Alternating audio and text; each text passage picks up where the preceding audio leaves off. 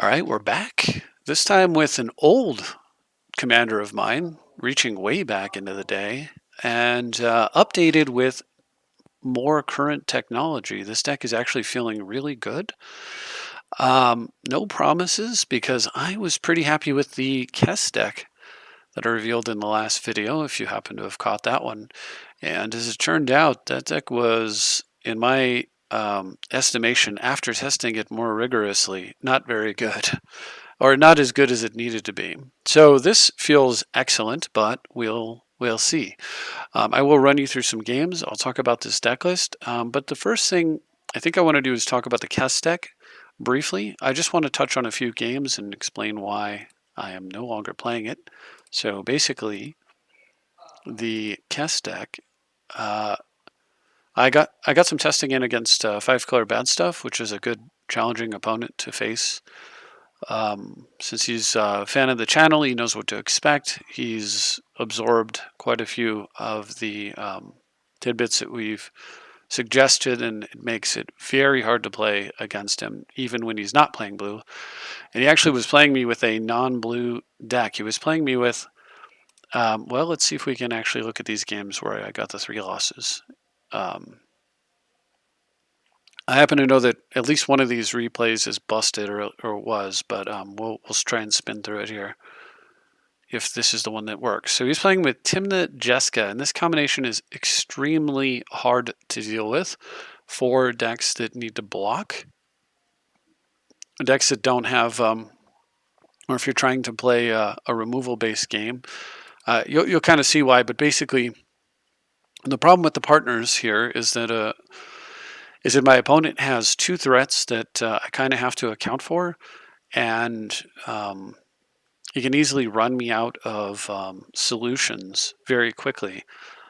In the meantime, so I don't know if you're familiar with Jeska, but basically for 0, he can make one of his creatures deal triple damage. It's not triple strike, so it doesn't proc something like a Sword of Fire and Ice 3 times, but it still does triple damage. More importantly, for minus X, Jeska deals X damage to each of up to 3 targets.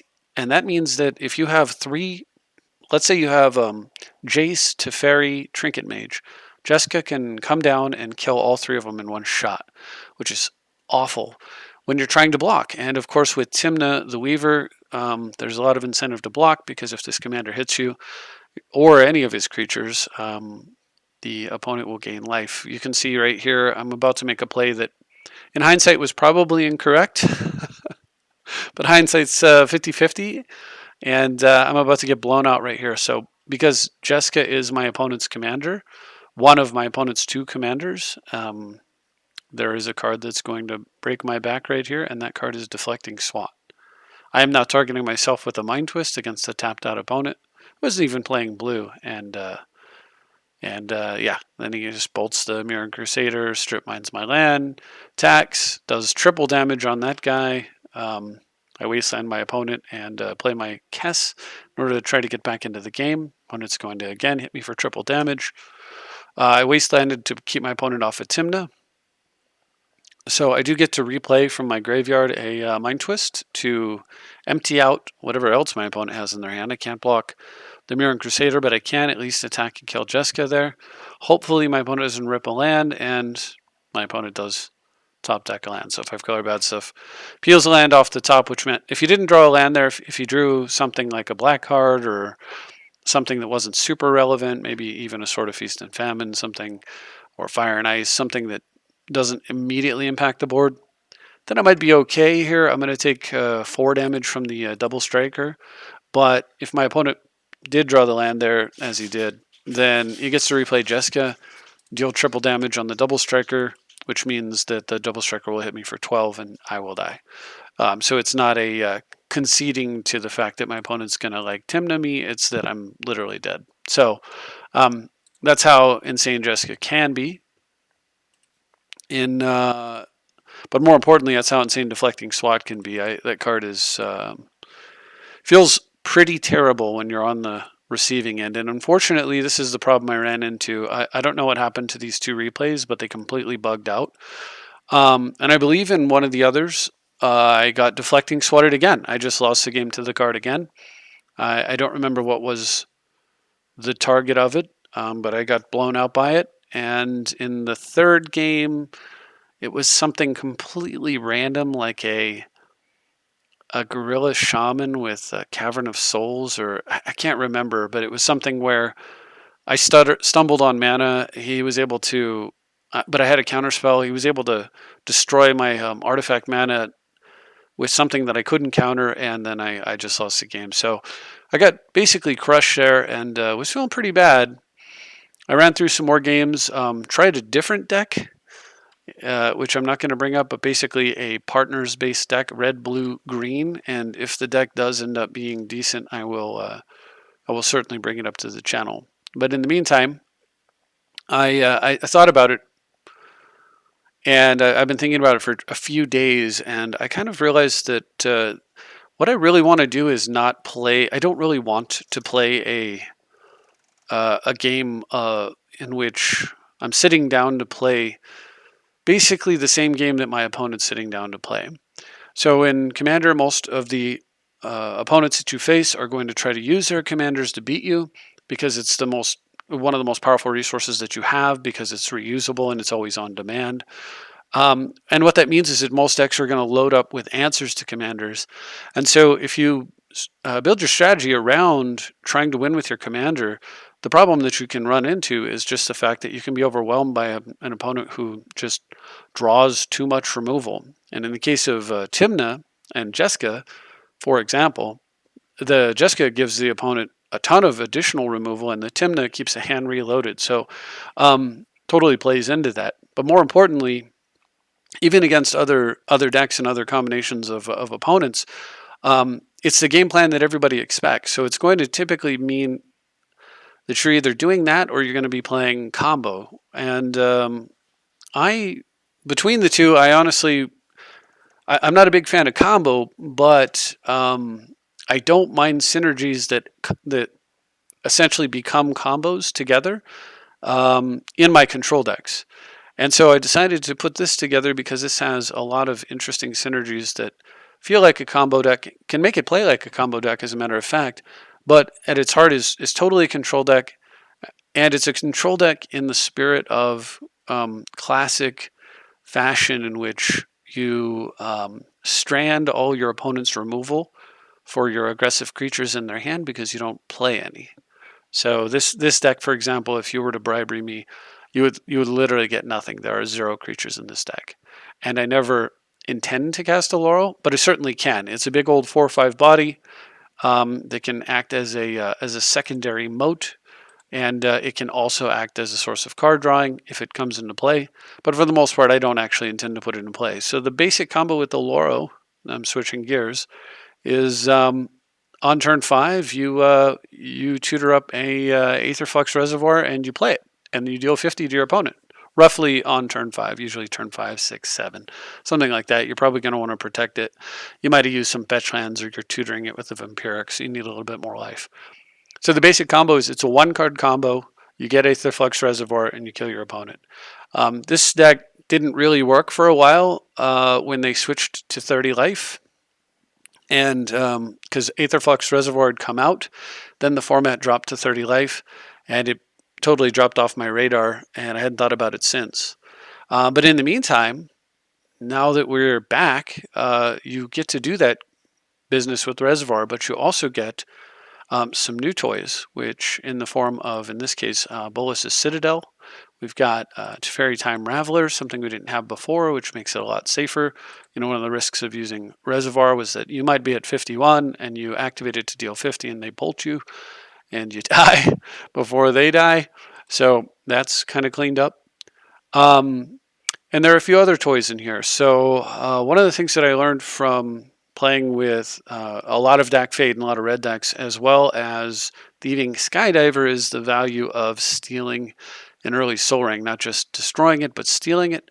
So I actually put Archmage's Charm into this deck. Since this is creatureless and we can't run Thieving Skydiver, we're going to look for alternatives that kind of like get us there on the cards that we're missing. So I'm missing, I don't get Snapcaster So I've got to run, I'm using Svine's Reclamation, a card that I have used in Brea, of course, but is even a little bit more valuable here. Because I don't have Snapcaster, I'm missing out on Trinket Mage, so I end up running Whir of Invention. I also have Transmute Artifact here. I am missing Dark Confidant. Closest I could find for that would be Night's Whisper, but also I guess you could kind of look at Bolas's Citadel as doing something similar, and so on and so forth. So basically, we kind of like tried to put together a variation here of Oloro that is able to make up for the fact that you don't get creatures who are the most efficient at doing a lot of the things that they do. There is no Hull Breacher, and there is no the other one, the black one that prevents your opponent from searching, and you get the search. So I don't have those two threats in here, unfortunately, but I do have the threat of Whir or Transmute into Bolas's Citadel, which is still a heck of a bomb. But also, because this is creatureless, you get to run Humility, and I think Humility is just absolutely incredible. I've used it and talked about it before, but this card is just such an amazing card in Commander because it solves so many problems. Quite a few removal effects for Humility are actually creature-based in green decks, or even in white decks sometimes. And so it's a little bit easier to protect than it should be, just because there are very few actual non-creature based disenchants that are played, and specifically enchantment killers. So you might see like Ancient Grudges and Kolaghan's Commands and Abrades, but none of those get rid of a Humility. So Humility, of course, I also have Moat in the deck, and if you put Humility and Moat together, you actually have an army of 1/1s on your opponent's side of the board that cannot attack. Now, one card I am missing that I'm sure is going to make its way into the deck. For some reason, I have left Tezzeret out of the deck. I just picked up on that as we're talking, and it's funny because I've been sitting here looking at the deck going, there's something missing from this deck, and I cannot figure out what it was. So I am missing Tezzeret currently, so I'm certainly going to make a change, but for now, we'll leave the list alone. An effect that I of course lose by not playing red is I lose access to Vandal Blast. I do at least pick up the ability to run. Thankfully, they've printed Karn the Great Creator, so you do have a sort of pseudo Vandal Blast in the form of Karn. And so, like I said, basically the deck is capable of doing almost everything that it could do when it had red in it or when it had creatures in it. It just does things a slightly different way, and it's pretty good. It's feeling very good. So one card that I have in here that's a little questionable is Pithing Needle. Mainly, this is kind of a nod to the fact that it is, without creatures, it's quite a bit more difficult to deal with planeswalkers, and the Pithing Needle does give you a solution for planeswalkers. This card may not stay. Perhaps that's the card that becomes the Tezzeret. I am unsure, although this card gets quite a bit better, or Tezzeret gets quite a bit better when it has another target to go get, so that may not be the one that gets swapped. But the point is, so there are some concessions to the fact that we can't easily attack planeswalkers, but all told, you often don't have to because you can just put together the Aetherflux Reservoir at any time. If you're over 50 life, the reservoir is a constant threat that looms over your opponent, and you can just tutor and you say like, well, how do I get control of this game? They've got a bunch of they just deployed a bunch of creatures, or they put a bunch of mana into play. I need to get control of the game, and you realize I don't actually. No, I don't. I'm above 50. All I do is get Reservoir and just end the game, which is really nice. Cryptic is also another card in here, incidentally, that is a response to the fact that it is harder to get planeswalkers off the board. As far as land selection goes, I've got Flagstones of Tricaire and Lotus Field combo in here. This is not a combo that you go out of your way to play, but I wanted a second. I am running Urborg, and I wanted a second source of triple black off a single land, and that meant Lotus Field.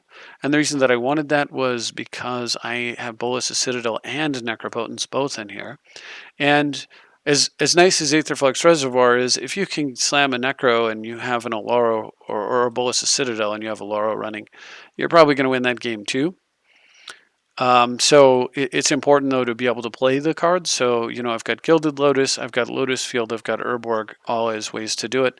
And then if I'm going to run Lotus Field, I might as well run the Flagstones, just because if I happen to get the two cards together, it actually acts as mana acceleration. So if you haven't seen it, basically the way this goes is that you play it. I'll just put any land out. So you play a land, you play a land.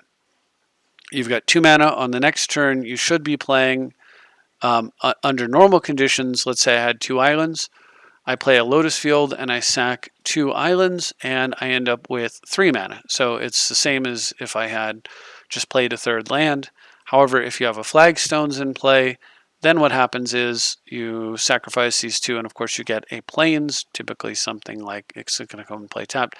So you typically end up with something like a Hallowed Fountain in play and a Lotus Field. And so what you did was you went from 2 lands, the island and the Flagstones, to 4, the Hallowed Fountain and the Lotus Field. So it actually acts as mana acceleration for the next turn. And of course, you could play a land on that turn, would actually mean that you went from 2 lands to turn 3, you just play Lotus Field, use the Flagstones, and then turn 4 you play a land, and you went from 2 lands to 5 mana on turn 4, which is pretty darn good. So that's kind of how that goes. Lotus Field's also decent when you want to throw away your Urborg, because your opponent maybe you have played Urborg early on, so you could play like a Signet or whatever on turn 2, and then on turn 3 you really just want to like eat the Lotus Field, because your opponent might be, say, blue-black, and you notice that the only black sources are the ones that you've given them, so maybe you want to take that away. The other use of it, though, is that I'm running land tax Scroll Rack in this deck. I actually have 5 basic lands. I have 3 islands, plains, and a swamp, all snow covered in case I need to interact with snow permanents. But yeah, so I actually have Tax Rack in here, and I have those in there for a couple different reasons. Mainly that early on, getting stymied on mana development is pretty deadly for this deck, since you don't really have any creatures to kind of hold the line. You really need to consistently hit your mana base. Land tax can slow a game down or just reward you for having it in the early hand. Of course, it's a heck of a combo with Scroll Rack, but also I'm running Transmute Artifact and Bolas' Citadel, and Scroll Rack allows me to put Bolas' Citadel back into the deck. I may not want to draw it. It allows me to put Aetherflux Reservoir in a deck, which is really like a not very exciting card until you're actually winning or win with it. So basically, Scroll Rack, of course, it works with all the fetches and stuff. So on its own, it's pretty decent. This is a combo deck after all. And then, in addition to being pretty decent on its own, it's just completely gnarly with tax. And so for those reasons, I put the combo in the deck. Maybe it could go, but I'm pretty happy with it. And Lotus Field contributes to this, because if your opponent plays a game where even you're 1 land ahead, you can actually play a Lotus Field, and you'll be 2 lands ahead, then you'll sack 2 lands, and then you're suddenly break-even point. Meaning your opponent can't play any more lands, but you've put extra mana into play unless they want to let you tax. More importantly, if you're even on mana, which is normally the game that the opponent plays, then you can use Lotus Field to actually drop down a land without missing your land counts, and you can force your land tax to activate via Lotus Field, which is really nice. Of course, there's other ways to do it, but that's just kind of the main thought behind. That's a series of thoughts behind that. And then lastly, of course, Lotus Field is solid with Mishra's Workshop, because you sometimes you've played out all your artifacts. Now, this deck has a little bit more artifact mana. In some ways, it has Worn Power Stone. It's a card I haven't played in a long time. I'm not running. Excuse me. I could be running, instead of Worn Power Stone, Lantern, which would basically allow my workshop to produce colored mana. Currently, the only way I have to do that is Urborg or converting it with a Lotus Field. Chromatic Lantern is the card I'm talking about. It fixes a lot of your mana problems, of course. And I suppose if you're seeing a lot of blood moons, that's a potential. I have seen blood moons show up lately, which is the other reason why I really wanted to get back to running some basic lands. And of course, I've seen some Path to Exiles showing up lately, and basic lands being in the deck punishes that.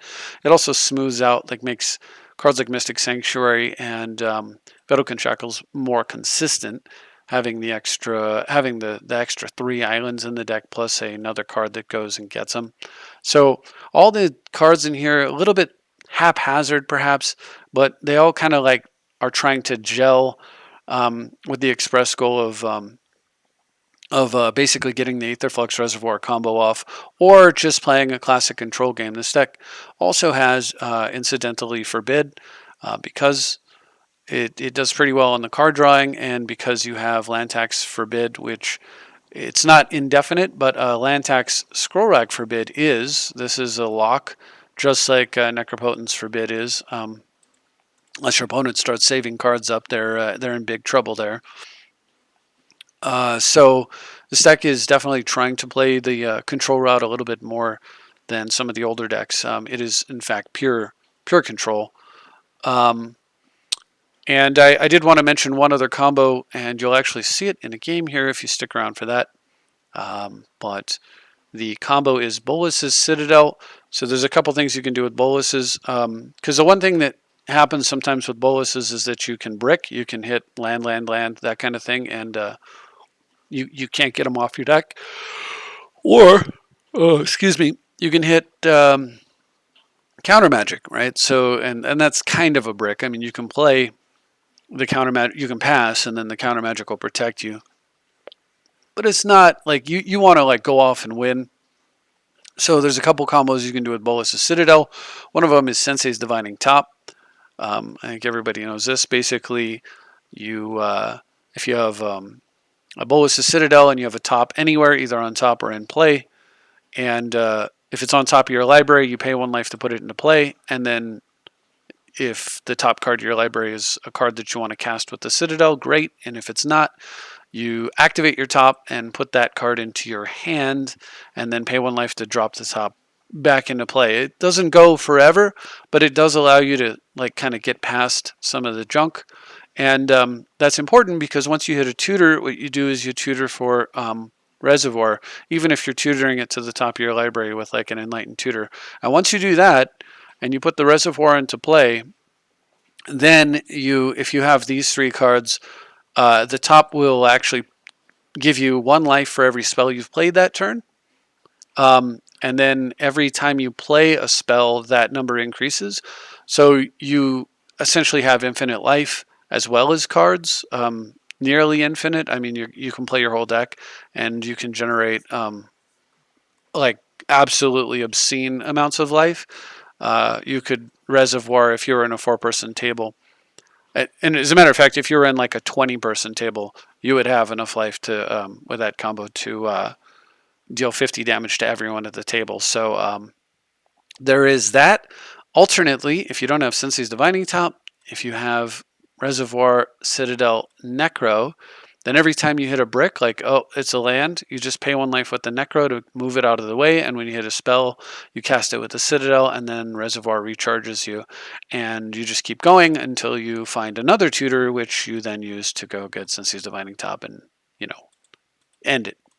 So that's kind of how the deck works. There is no Time Twister in here, so you do have Narset, but you don't have any combo with it in the Mind Twist like hand destruction side of things. But that seemed a little bit decadent in a deck that is not able to run Hull Breacher and Notion Thief, just has the Narset, and it seemed out of place. It could make the cut later. Like I said, right now I just need to get a Tezzeret in here, and it's possible that will end up becoming the Tezzeret. Maybe that was just a mistake. The main thing with Whir is that it's the only card in the deck that allows you to cheat a Winter Orb when you need to untap your lands. If you pay the improvised cost of Whir, by tapping your Winter Orb on your opponent's turn. Then on your turn, you can untap all of your lands along with your Winter Orb.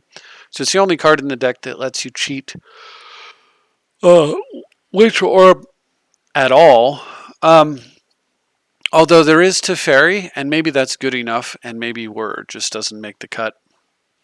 But having Whir is a scary card because if your life's above 50, as long as you have enough mana, Whir can instantly kill your opponent.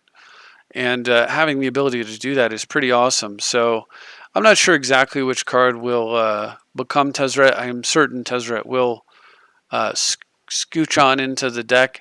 It's possible that maybe Karn is a little out of place only because Karn, as crazy as this card is, might not be necessary for what this deck is actually trying to do. Or maybe the Tax Rack combo comes out and we tweak the lands here or something. I'm not quite sure, but we'll get to that later. So let's take a look now at some games in the last 7 days. And starting basically yesterday, and not the games at 5 in the morning. So up until about 5 in the morning, I was playing the heck out of Kess, trying to figure it out, and then playing the green-red Jeskai deck, I guess green-red-blue build, partner build that I said I'm not going to focus on. And just wasn't happy with either one of them, really. Then I switched over to this deck, and funny enough, I got 5-color bad stuff as my opponent, playing the exact same deck he crushed me with the other day. What was that, on the 23rd? And had no problems at all. So I'm going to start there. That was game 1 for the day for the Oloro deck, and I'll just run through all of the games here for the Oloro deck, and you can take a look. If you stuck around through all that deck tech, I appreciate it. So hopefully we'll have the reward here, and for everyone else, I of course pinned the comments where you can skip the gameplay. So if you are skipping to the gameplay, then here we go. And thank you for checking it out. So this is 5-color bad stuff running. I'm going to pause. Timna the Weaver and Jessica Thrice Reborn. Of course, with Oloro, you get start getting life. And I have a nut straw, to be fair. Like, this is not exactly... This doesn't necessarily mean that this deck is, ultra powerful. It just means I got an insane draw. But it's good to, it's still good when that happens. So I ended up over factor fictioning. My choices were Impulse or a bunch more mana. I took a bunch of more mana. And, Arcane Signet comes down this turn. I'm going to tithe a couple more cards into my hand. Play Enlightened Tutor, Night's Whisper. I ended up getting Scroll Rack here, and the reason is that I've got a full hand, but look at my hand. It's literally 6 bricks. But with the Scroll Rack, I can turn that into 6 spells, possibly. So it seemed to make sense to me. And the other thing that's really nice is that I can actually play my commander here and play the Scroll Rack. So let's see what happens.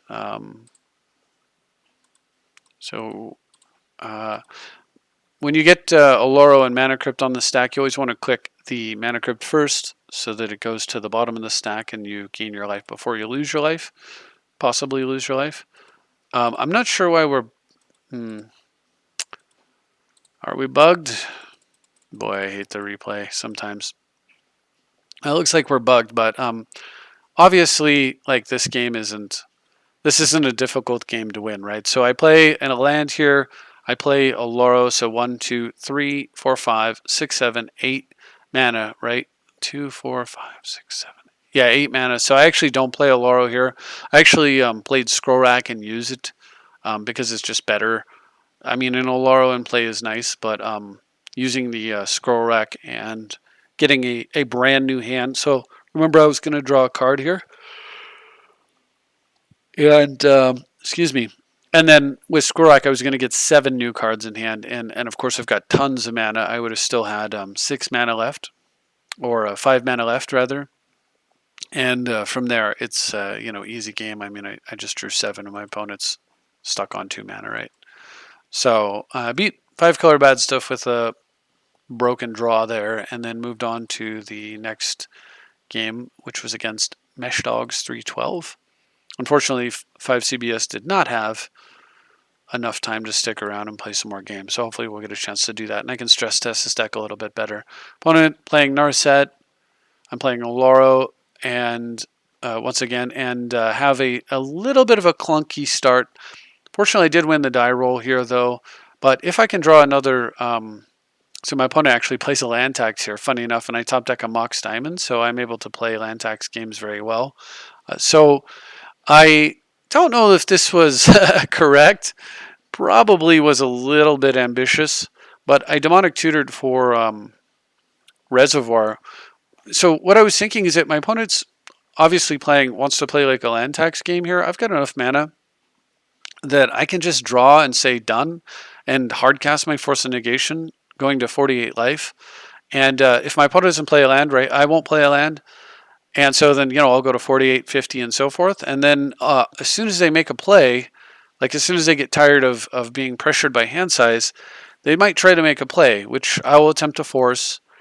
And win or lose that counter war will be less important than the fact that I can then untap, slam, Reservoir, and just instantly nuke my opponent for 50 life and win the game on the spot. So that's why I tutored for the Reservoir. And the other thought was that my opponent's not playing black here, so this is a little bit safer than otherwise I might want to tutor for, say, mana drain or something like that. But since my opponent's not playing black, it's unlikely that they're going to have a way to dump the Reservoir. I mean, I haven't spent years since I've seen anyone play an Amnesia against me. So it was pretty safe, like tutoring for a win con and just sitting on it like that, I felt. At any rate, my opponent, given that they're way behind me in mana, actually decides to concede on the spot. So to the demonic tutor, which was interesting. All right, so the next opponent is Falcon86. And Falcon86 is playing Kalia the Vast and doesn't even want to play against my commander. Unfortunately, I had look at first turn land tax, and you just feel so good when you play first turn land tax. Like, man, that's a good feeling. But I move on to the next game against Legendary Planesmoker.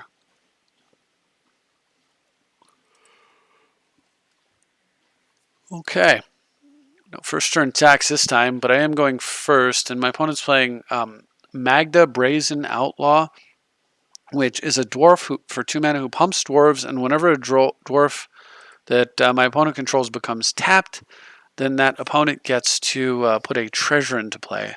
So I don't want my opponent to get a bunch of free mana, but I do have an opening Humility. My opponent plays a turn 2 Metallic Mimic right into my Seal of Cleansing, which I thought, wow, is this bait? But no, he names Dwarf with the Mimic and then goes to play his Magda, which would allow his commander to get a little bit bigger. If it were to stick, because this will have the Magda enter play with an additional +1/+1 counter, and then if I didn't kill it with the Seal of Cleansing, my opponent could attack and also get a treasure. So that would have been a really good curve for my opponent there. I apologize for all the yawning. I should have grabbed myself some coffee anyway. But what ends up happening is that they play the Mimic, but that just gives me time. I play my third land, destroy the Mimic in response to Magda, tithe just for a single land, which was the Tundra, and then on my turn I play Humility, and this mono-red deck is basically stuck. No Chaos Orb, so there's no killing Humility for this opponent. It would have to have like Chaos Warp or something. Clearly doesn't have it because he just concedes on the spot. And I can't blame him. He's got just a 1/1 and a deck full of 1/1s with no abilities against a deck that gains life for free. So pretty crushing, and it shows the power of Humility, which often can function as precisely what you saw there. 2 white, win the game. Right. All right, so I've got Forever Sleep as my next opponent, and Forever Sleep is playing Krenko Mob Boss. And I've got a nice hand with lots of mana. Bolas' Citadel, but I'm a little worried.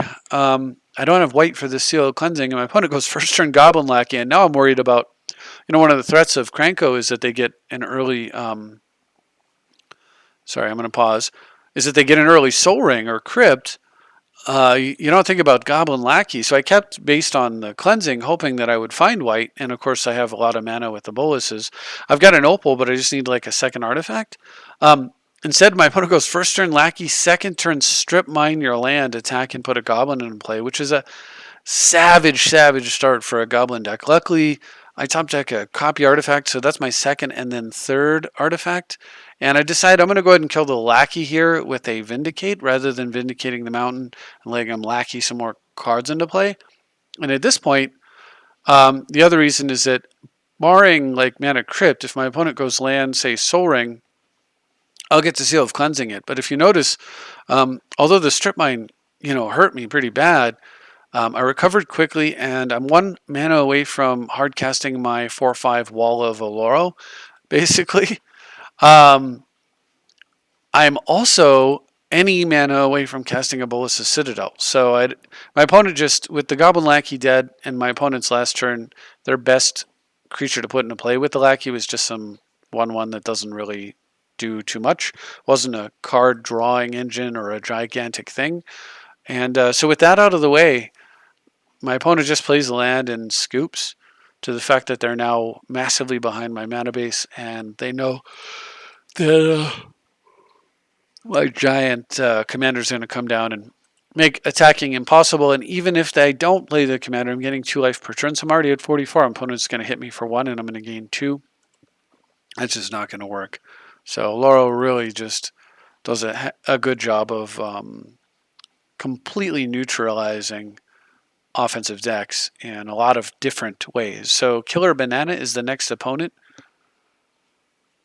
And another card that, Oloro incidentally could be playing is the Abyss. However, I don't know that it's needed because of the Humility Moat combo being sufficient on its own to, do the work. Anyway, Killer Banana. So Killer Banana is also playing the same color combination, playing Aminatu the Fate Shifter, which is a pretty scary card if it alts, because you get to switch permanents with your opponent. So you can actually have a worse deck than them and win the game easily off the strength of your commander's alt. And in the meantime, it gives my opponent a very modicum of card filtering / selection. On my part, however, I get a turn 2 artifact source, turn 3 Grim Monolith into Lotus into Knight's Whisper, and just miss a land drop from my Mox Diamond so that I could play a copy artifact. My opponent's commander is getting close to alting here.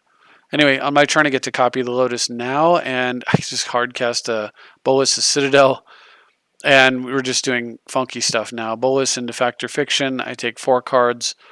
My opponent's actually selected to give me 4 cards in one pile or Mind Twist in the other. Is that what it was? Yeah, I actually let the 4 cards go. I took the Mind Twist, as it turns out, because I don't need more cards necessarily. I have Bolus's Citadel. I would have taken the cards if there was another digging card, but it was just Humility, Worn Power Stone, Lotus Field, and such. Anyway, so then I play Mana Vault, and I'm about to play an island off the top of my library. And my opponent just packs it in before we can continue, because they know not only do I have Bolus's Citadel running, I'm at 40 life with the Citadel running, but I also have a Mana Vault and 3 lands, plus I'm about to play a land, and literally Mind Twist all 6 cards out of my opponent's hand. And with that in mind, they scoop.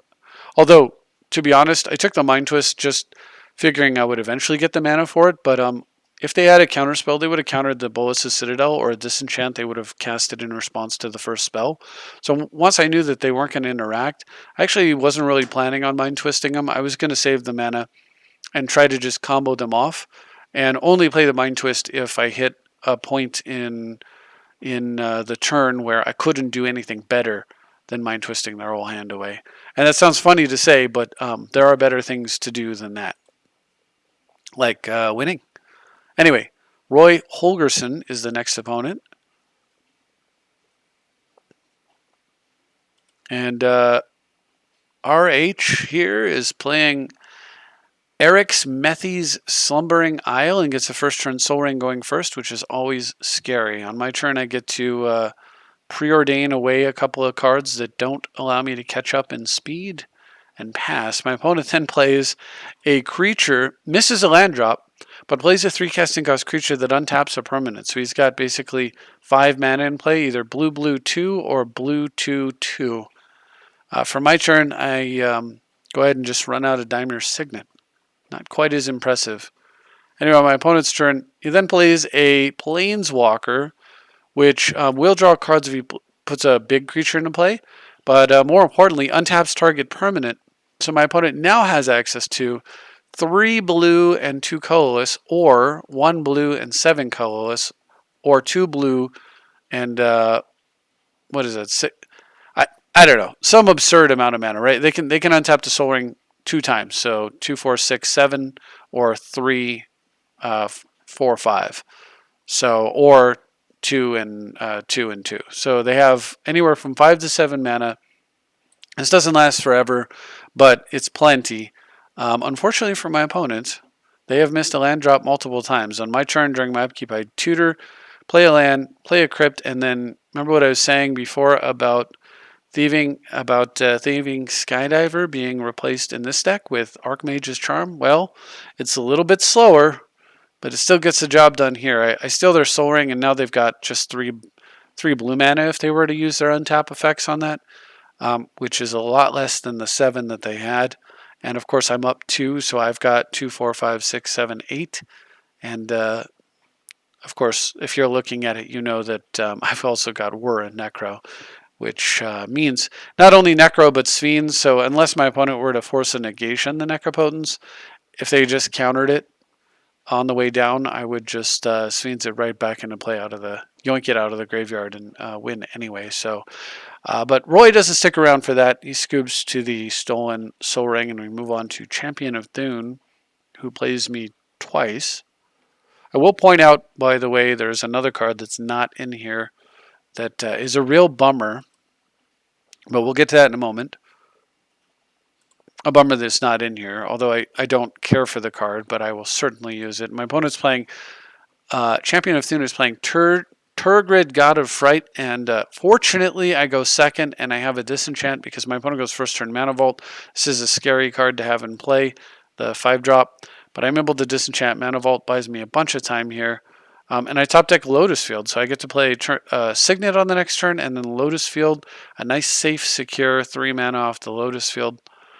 I draw Teferi and decide not to play it because I'm holding a Cryptic Command, and that turns out quite good. My opponent plays Karn the Creator, so I go ahead and Cryptic that and draw a card.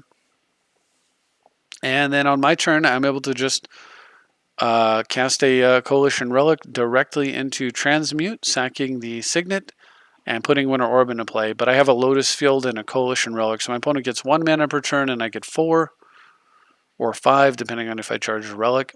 Opponent then runs out a Grim Monolith. Of course, on the last turn, I also drew a Force of Will, so I'm not super worried about what's going to happen here. As well as I've got that counterspell in my hand. Opponent untaps a land and passes with 4 cards in hand, so I just charge and Enlightened Tutor and step. I'm going to get... Now, I should have got Aetherflux Reservoir, played Reservoir, and killed my opponent.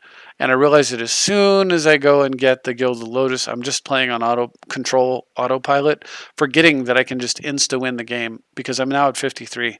Anyway, from my opponent's turn, he runs out a Rain of Filth, which I then counterspell. And then he basically just untaps his Grim Monolith and passes. On my turn, I draw a Vampiric Tutor, so all is forgiven. And at the end of my opponent's turn, I Mystical Teachings for a card that I can Force a Will with that doesn't have Flashback, and I go ahead and tutor for a Reservoir and slam myself at Teferi so my opponent can't do anything, play the Reservoir, and lock and load 50 points of damage to my opponent's face, and just end the game with the comfort of Teferi and a Force of Will assuring my success. So we move on to the second game. Because Champion of Thune decides that he wants a rematch. So we start a second game. Same creature. And I've got first turn land tax. Awesome. Another hand that I can keep specifically because of turn 1 land tax. And my opponent points out that I went first again. And I thought about saying something, but I just don't, because actually going first doesn't mean anything when you have attacks. Well, as it turns out, it does mean something, because my opponent goes Dark Ritual, Jeweled Lotus, Trinisphere. And if my opponent had Trinisphered before I could get land tax into play, I would be hosed. But instead, he just misses a land drop, incidentally, but not before he gets his second land into play, which allows me to tax, and then I top deck lands. And so now what we have is a situation where my opponent's hitting me with a 4/5 commander that will put anything that I discard or sacrifice into play on my opponent's side, but my opponent's suffering under his own Trinisphere, while I'm just kind of working around it using Workshop and Guild Lotus and so forth. I do use a fetch land here and realize, hey, I should read his cards, and I point that out. Fortunately, the fetch land I use is not a black producing fetch land, so because I sacrificed it, my opponent puts the fetch land into play into their side of the board. Now I am holding also a disenchant, but I'm not killing the Trinispheres, and my opponent's having mana problems, and I'd like to keep it that way. So I play my commander, thinking I'll use my commander as a Jam Day Tome every time I gain life. And instead what happens is my opponent plays a card that makes me sacrifice a creature, which must therefore be my commander. But the commander goes to the command zone. It doesn't come into my opponent's play with his commander's effect, because my commander hides itself in the command zone. So what I've done earlier is snuck a Shackles into play, and what I'm doing every turn is trying to build up my islands as best as I can, because I need to get to 4 to take his commander. And my opponent here swinging once again. Now, I just want to point something out that's just so amazing about Oloro. I am actually at, well, let's let that resolve. I am at 34 life, having used fetch lands, and my opponent has bashed me for 20 damage from their commander. So one more commander hit will be the 21 that's needed for my opponent to win the game. But just pay attention to the fact that I've taken 20 damage plus fetch land. So like 22 damage here. And I'm only 6 life under my life total. That is how insane the life gain off of Oloro actually is. It's hard to really see it until you have like something like this just showing you. I would normally be here at somewhere closer to 18 life, but instead I'm at 33. Or I'd be at 17 life, but I'm at 33, right?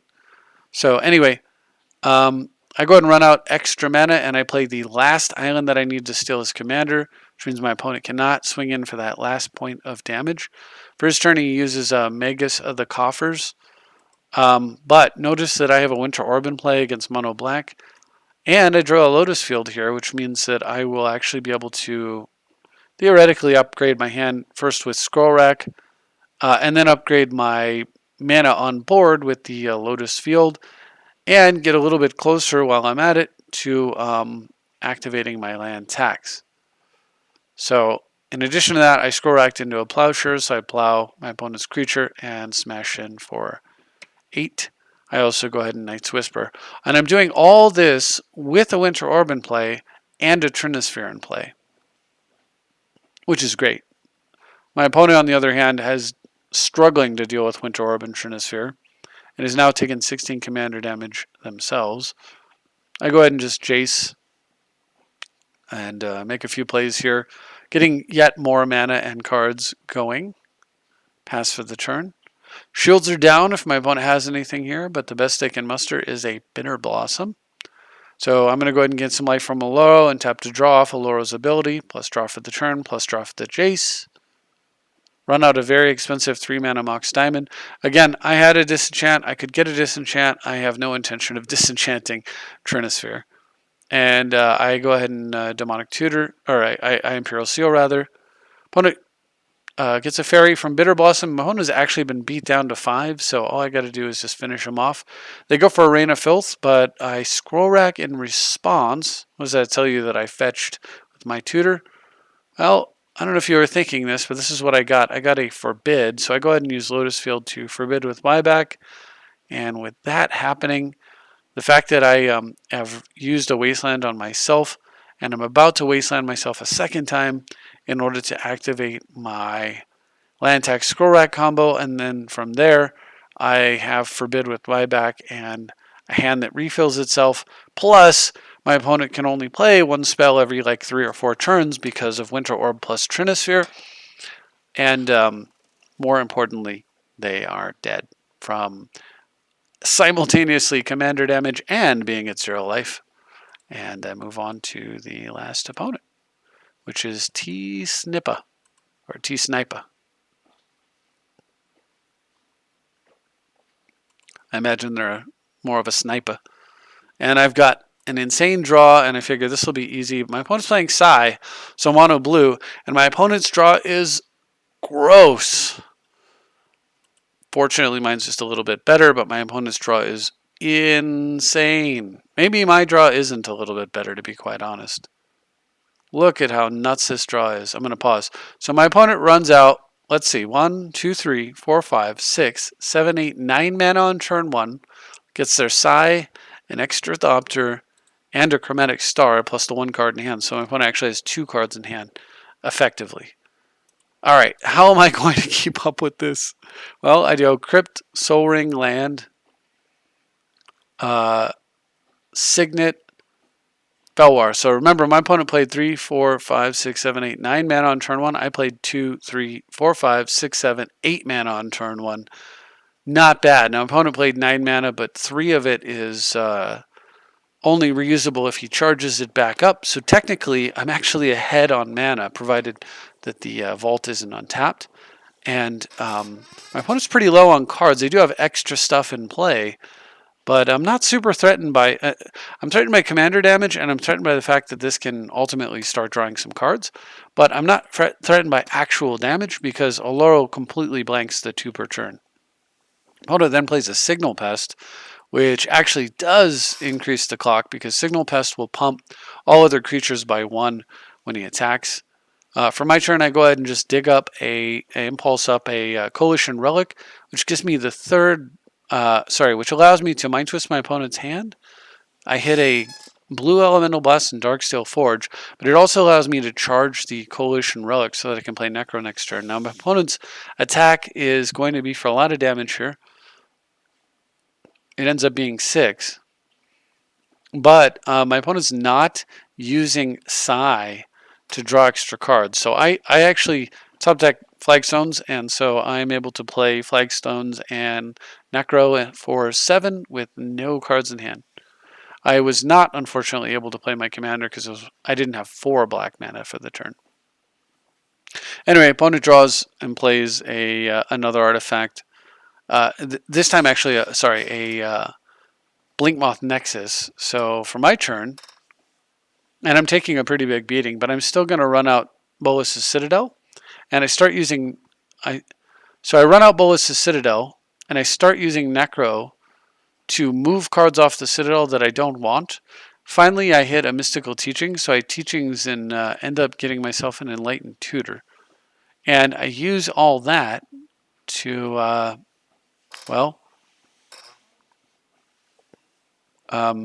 this isn't at all what happened. I use the Enlightened Tutor to go get a Aetherflux Reservoir, and then I use the Reservoir, and then the Reservoir triggers whenever I cast a spell. And of course, at this point in the turn, I have cast Enlightened Tutor, Mystical Teachings, Mind Twist, that's 3. I've played, either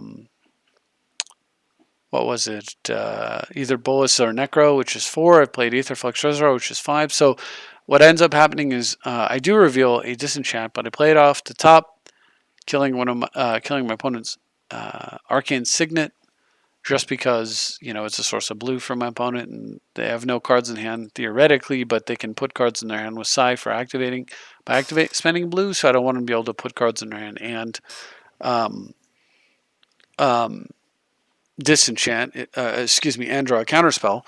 So I disenchant their blue source, not their Soul Ring here, gain life, and then realize what a sick combo it is to have Bolas, Necro, and Reservoir all spun up at the same time. because there's these ideas that you have about what you want to do, but sometimes you don't realize like how good or bad the ideas are till you actually get them going. Well, if you can get all three of those, I recommend you do if you ever get the chance. And the reason is that from here, the game acted like I'm at zero life, but in reality, from here, every spell I cast was generating more life than I was paying with the bolus, and every time I hit, like I bricked and hit like a land on top of my deck, I just paid one life with Necro to move it out of the way. So quickly ended up in the stratosphere for life. My opponent actually had a conversation with me, who was saying, "How are you gaining so much life?" Because they didn't realize how the reservoir worked. Oh, sorry. I think that they thought the reservoir was one life per spell, not one life per every spell you've cast for the turn. So, yeah. So I end up gaining massive life. And despite the fact that my opponent had this utterly insane draw, on this turn, I'm able to draw almost my whole deck. And I nuke my opponent with Aetherflux Reservoir, comfortably hidden behind multiple, like a bunch of counter spells as well. So I get to win there. And that's it. Hopefully you enjoyed watching the deck. I realize that I have just done that cast deck tech, and so this is a little bit early for another deck tech, but to be honest, if you all like the cast deck, I have actually destroyed it because I wasn't incredibly thrilled with the deck, and switched over to this thing, and I feel a lot better. This just feels really good to play, and probably will be what I run for a little while. I absolutely just love Moat in the Commander format. Excuse me, I love Humility in the Commander format. I very much like its Moat as well. It's sort of like friendlier cousin card. It's funny to think that Moat isn't and as good as, like, that there's a card worse than Moat, but there truly is, and Commander Humility is just the king. And anyway, let me know what you guys think. Would you like to see more of this? Do you have any suggestions for the deck? I do need to put Tezzeret in here. What do you think I need to cut? Very interested in your thoughts as always, and thank you for watching. I'll see you next time.